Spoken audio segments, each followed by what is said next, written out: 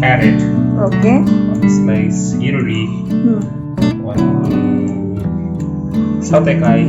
Okay. Green chutney ನೋಡಿದ್ರೇನೆ ಬಾಯಲ್ಲಿ ನೀರಿಗೆ ಬರ್ತಾ ಇದೆ. ಏನಿಲ್ಲ ಇದು ಇಲ್ಲಿ ನೋಡಿ ನಾವು ಬಟಾಣಿ ತಿಂತೇವೆ.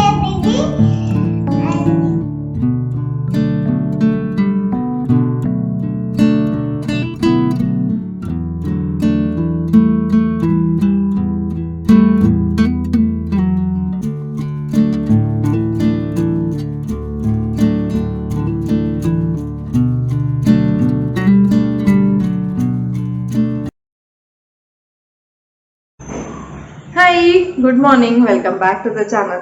ಸೊ ಇವತ್ತಿನ ದಿವಸ ಭಾನುವಾರ, ಸಮಯ ಇವಾಗ 9 ಗಂಟೆ ಆಗ್ತಾ ಇದೆ.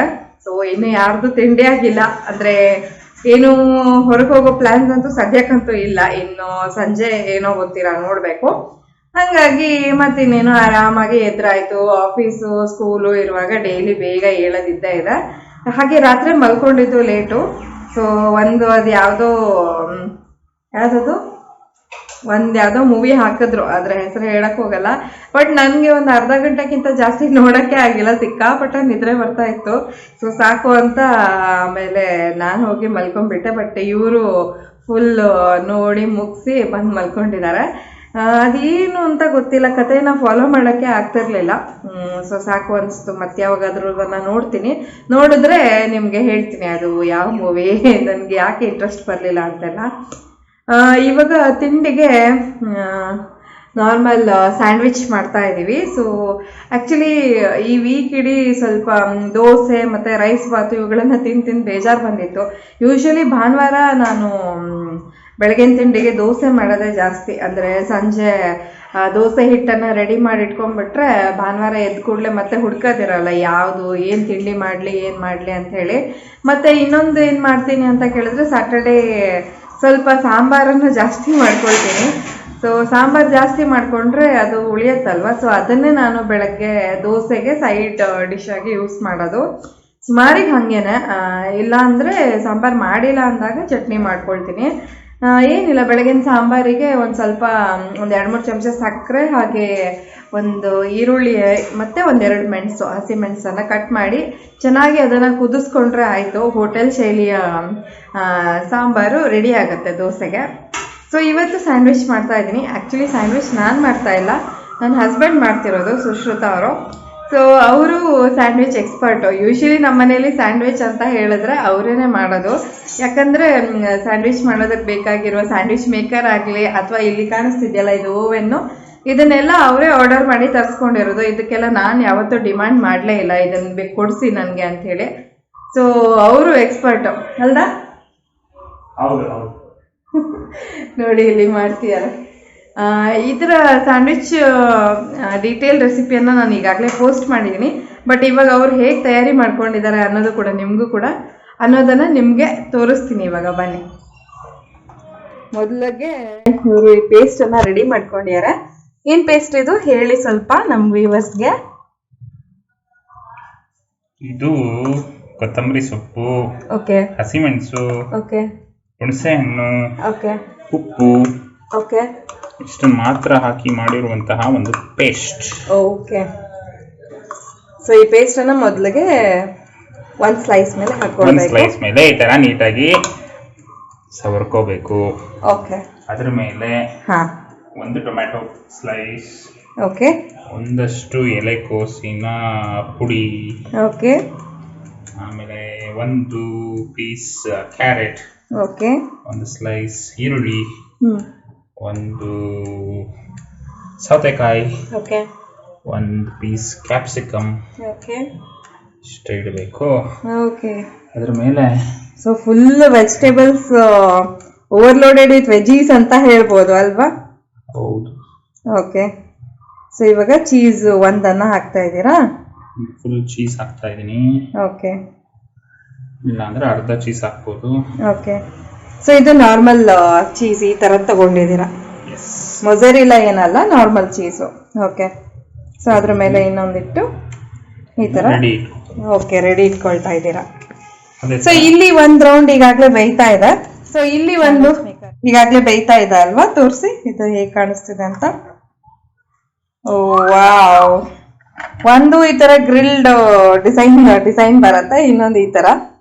Okay, nice nice. ಸೊ ಅದನ್ನ ಆಫ್ ಮಾಡಿಬಿಟ್ಟು, ಸ್ವಿಚ್ ಆಫ್ ಮಾಡಿಬಿಟ್ಟು ಆಗುತ್ತಾ. ಆಮೇಲೆ ಇನ್ನೊಂದು ಏನ್ ಗೊತ್ತಾ, ನಮ್ಮ ಮನೆ ಕಿಚನ್ ಇಂದ ಈ ಕಿಟಕಿ ಇದೆಯಲ್ಲ, ಕಾಣಿಸ್ತಿದೆ ಅನ್ಕೊಳ್ತೀನಿ. ಸೊ ಈ ಕಿಟಕಿಯಿಂದ ನೋಡಿ ಈ ಮರ ಸಿಗುತ್ತೆ ನನ್ಗೆ.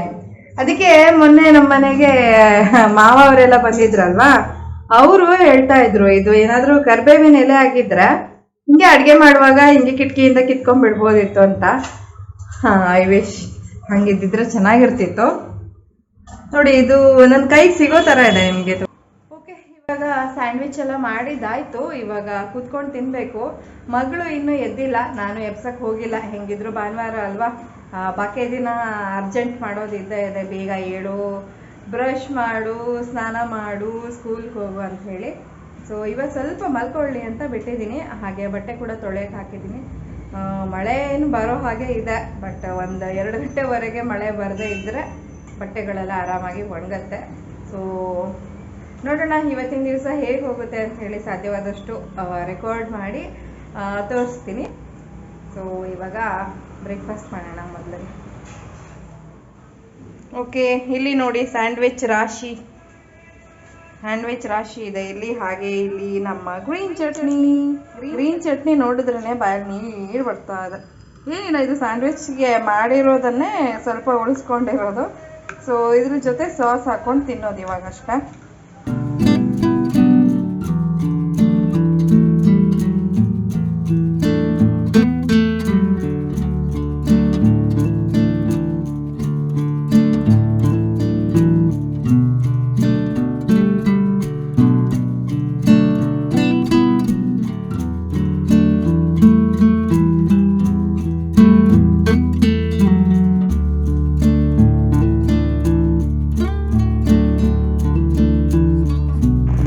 ಇವಳು ನೋಡಿ ಎದ್ದಿದ್ ಲೇಟು, ಇವಾಗ ತಿಂತ ಕೂತಿದ್ದಾಳೆ.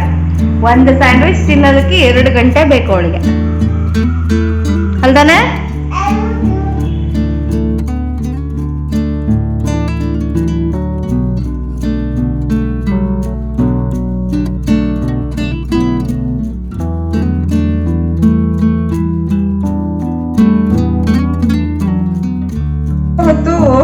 ಮೊಬೈಲ್ ಹಿಡ್ಕೊಂಡು ಕೂತ್ಕೊಂಡಿದ್ವಿ. 1 ಗಂಟೆ ಕಳೆದೇ ಹೋಯ್ತು. ಟೈಮ್ ಹೇಗೆ ಹೋಗುತ್ತೆ ಅಂತಾನೆ ಗೊತ್ತಾಗಲ್ಲ. ಅದು ಇದು ಸ್ಕ್ರಾಲ್ ಮಾಡ್ತಾ ಫೇಸ್ಬುಕ್ಕು, ವಾಟ್ಸ್ಆ್ಯಪು, ಯೂಟ್ಯೂಬು ಅಂತ ಅಲ್ಲೇ ಸುತ್ತ ಹೊಡಿತಾ ಇರ್ತೀನಿ ನಾನಂತೂ. ಸೊ ಎಲ್ಲರೂ ಅವ್ರವ್ರ ಪಾಡಿಗೆ ಸ್ವಲ್ಪ ಹೊತ್ತು ಕೂತಿದ್ದಾಯ್ತು. ಈಗ ಸುಶ್ರುತ ಮತ್ತೆ ಸವಿ ಇಬ್ರು ಕಾರ್ ಕ್ಲೀನಿಂಗ್ ಇದೆ ಅಂತ ಕೆಳಗೆ ಹೋದ್ರು. ನಾನು ಇಲ್ಲಿ ಅಡುಗೆಯನ್ನ ಪಟ ಮುಗಿಸ್ಕೊಳ್ಳೋಣ ಅಂತ ಅಡುಗೆ ಮುಗಿಸಿದ್ದೀನಿ. ಇಲ್ಲಿ ಇವತ್ತಿನ ಅಡುಗೆ ಸಿಂಪಲ್ ಆಗಿ ನುಗ್ಗೆಕಾಯಿ ಸಾಂಬಾರು ಅಷ್ಟೇನೆ. ಹಾಗೆ ಪಾತ್ರೆ ಸುಮಾರು ಬಂದಿದೆ. ನಮ್ಮ ಅಕ್ಷಯ ಪಾತ್ರೆ, ಸಿಂಕ್ ಎಂಬ ಅಕ್ಷಯ ಪಾತ್ರೆ ಅಂತ ನಾನು ಯಾವಾಗ್ಲೂ ಹೇಳ್ತಿರ್ತೀನಿ. ನಾನಂತೂ ಎಷ್ಟು ಸಲ ಪಾತ್ರೆ ತೊಳೆದ್ರು ಮತ್ತೆ ಪಾತ್ರೆಗಳು ಬರ್ತಾ ಇರುತ್ತೆ. ನಿನ್ನೆ ನಾನು ಕೊಬ್ಬರಿ ಮಿಠಾಯಿ ಮಾಡಿದೆ ನೋಡಿ. ಇದನ್ನ ಹೇಗೆ ಮಾಡಿದ್ದೀನಿ ಗೊತ್ತಾ? ಇದು ನಾನು ರೀಸೆಂಟಾಗಿ ಜಾಮೂನ್ ಮಾಡಿದ್ನಲ್ವಾ. ಸೊ ಜಾಮೂನ್ ಮಾಡಿದಾಗ ಸಿರಪ್ ಜಾಸ್ತಿ ಉಳಿದ್ಬಿಡತ್ತೆ. ಸಾಮಾನ್ಯವಾಗಿ ಹಾಗೆ ಅಲ್ವಾ, ಜಾಮೂನು ಚೆನ್ನಾಗಿ ನೆನಿಬೇಕು ಅಂತ ಹೇಳಿ ಅದ್ರ ಮೇಲ್ಗಡೆ ಬರೋ ಹಾಗೆ ಸಿರಪ್ಪನ್ನು ರೆಡಿ ಮಾಡೋದು. ಬಟ್ ಅದು ಆಮೇಲೆ ಸಿರಪ್ಪು ಉಳಿದ್ಬಿಡತ್ತೆ, ಖರ್ಚಾಗೋದೇ ಇಲ್ಲ. ಬರೀ ಸಿರಪ್ಪನ್ನು ಏನು ಮಾಡೋದು? ಮೊದಲೆಲ್ಲ ನಾನು ಏನು ಮಾಡ್ತಿದ್ದೆ, ಸಾಂಬಾರು ಮಾಡುವಾಗ ಅಥವಾ ಇನ್ಯಾವುದಾದ್ರೂ ಸಕ್ಕರೆ ಬೇಕು ಅಂತ ಇರೋಲ್ಲೆಲ್ಲ ಸಿರಪ್ಪನ್ನೇ ಬಳಸ್ತಿದ್ದ. ಸೊ ಹಾಗೂ ಮಾಡಿ ಖಾಲಿ ಮಾಡ್ಬೋದು. ಬಟ್ ನಾನು ಈಗ ಒಂದು ವಿಡಿಯೋ ಹಾಕಿದ್ದೀನಿ ನನ್ನ ಚಾನಲ್ನಲ್ಲೇ ಇದೆ. ಸೊ ಅದರಿಂದ ಸಿರಪ್ಪನ್ನು ಬಳಸ್ಬಿಟ್ಟು ಕೊಬ್ಬರಿ ಮಿಠಾಯಿ ಅಥವಾ ಉಂಡೆಯನ್ನು ಹೇಗೆ ಮಾಡೋದು ಅನ್ನೋದನ್ನು ಹಾಕಿದ್ದೀನಿ. ಲಿಂಕನ್ನು ಡಿಸ್ಕ್ರಿಪ್ಷನ್ ಅಥವಾ ಐಕಾರ್ಡ್ನಲ್ಲಿ ಕೊಡ್ತೀನಿ, ಚೆಕ್ ಮಾಡ್ಬೋದು. ಅದ್ರಲ್ಲಿ ನಾನು ಏನು ಮಾಡಿದ್ದೀನಿ ಅಂತಂದರೆ ಮಿಲ್ಕ್ ಪೌಡರನ್ನು ಬಳಸಿ ನಾನು ಉಂಡೆಯನ್ನು ಮಾಡಿರೋದು. ಸೊ ಈ ಸಲ ನಾನು ಏನನ್ನೂ ಹಾಕಿದೆ, ಕೇವಲ ಕಾಯಿ ತುರಿ ಮತ್ತು ಸಕ್ಕರೆ ಪಾಕವನ್ನು ಬಳಸಿ ಏನಾದರೂ ಮಾಡೋಕ್ಕೆ ಸಾಧ್ಯನಾ ಅಂತ ನಿನ್ನೆ ಎಕ್ಸ್ಪೆರಿಮೆಂಟ್ ಮಾಡಿದೆ. ಕೇವಲ ನಾನು ಸಕ್ಕರೆ ಪಾಕ ಮತ್ತು ತೆಂಗಿನ ತುರಿಯನ್ನು ಬಳಸಿಬಿಟ್ಟು ಮಾಡಿರೋದು. ಇದು ಸಿಕ್ಕಾಪಟ್ಟೆ ಟೇಸ್ಟಿಯಾಗಿದೆ. ಹಾಗೆ ನಮ್ಮ ಶುಗರ್ ಸಿರಪ್ ಕೂಡ ಯೂಸ್ ಆದಂಗೆ ಆಯಿತು.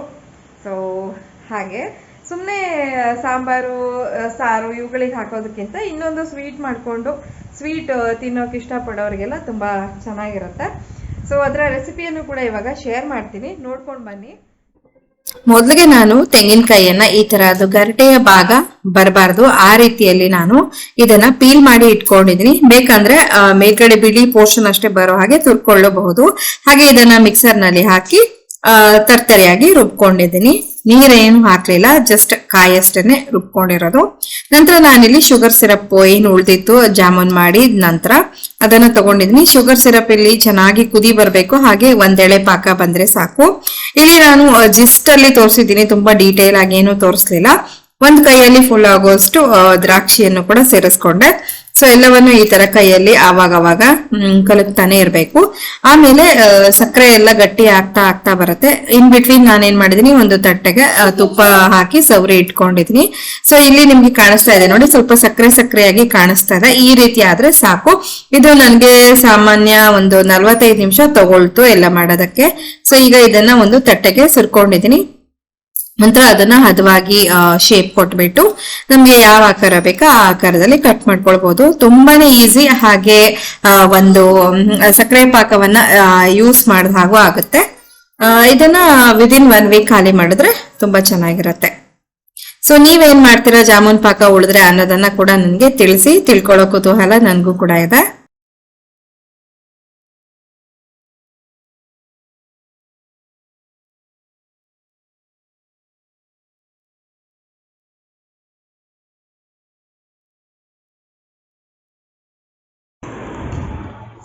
ಸೊ ಈಗ ಸಂಜೆ ಆಯ್ತು, ಎಲ್ಲರೂ ಒಟ್ಟಿಗೆ ಕುತ್ಕೊಂಡು ಕಾಫಿ ಕುಡಿತಾ ಇದ್ದೀವಿ. ಜೊತೆಗೆ ಅದೇ ನಿನ್ನೆ ತಿಳಿಸಿದ್ನಲ್ಲ, ಜಾಮೂನ್ ಸಿರಪ್ ಇಂದ ಮಾಡಿರುವಂತ ಕೊಬ್ಬರಿ ಮಿಠಾಯಿ. ಇದು ಹೆಂಗಿದ್ದು ಕೊಬ್ಬರಿ ಮಿಠಾಯಿ? ಚೆನ್ನಾಗಿದೆ. ಇಲ್ಲಿ ನೋಡಿ ನಾವು ಬಟಾಣಿ ತಿಂತಾ ಇದ್ದೀವಿ. ನಿಮಗೂ ಬೇಕಾದ್ರೆ ಕೇಳಿ ಕೊಡ್ತೀವಿ. ಓಕೆ, ಸೊ ನೀವು ಕೂಡ ಜಾಯಿನ್ ಆಗಿ. ಇವಳು ನನ್ನ ಮಗಳು ಸವಿ ಮುಂಬನಿ ನಿಮ್ಗೂ ಎಲ್ಲ ಬಟಾಣಿ ಕೊಡ್ತಾಳಂತೆ. ಸೊ ಬನ್ನಿ ಇವಾಗ ಫಾಸ್ಟ್ ಆಗಿ ನನ್ನ ಕಾಫಿ ತಣ್ಣದು ಹೋಗ್ತಾ ಇದೆ. ಇಲ್ಲಿ ಫ್ಯಾನ್ ಬೇರೆ ಜೋರಾಗಿ ತಿರುಗ್ತಾ ಇದೆ. ಓಕೆ, ಸೊ ನಾವು ಫಾಸ್ಟ್ ಆಗಿ ಇವಾಗ ಕಾಫಿ ಕುಡಿಬೇಕು.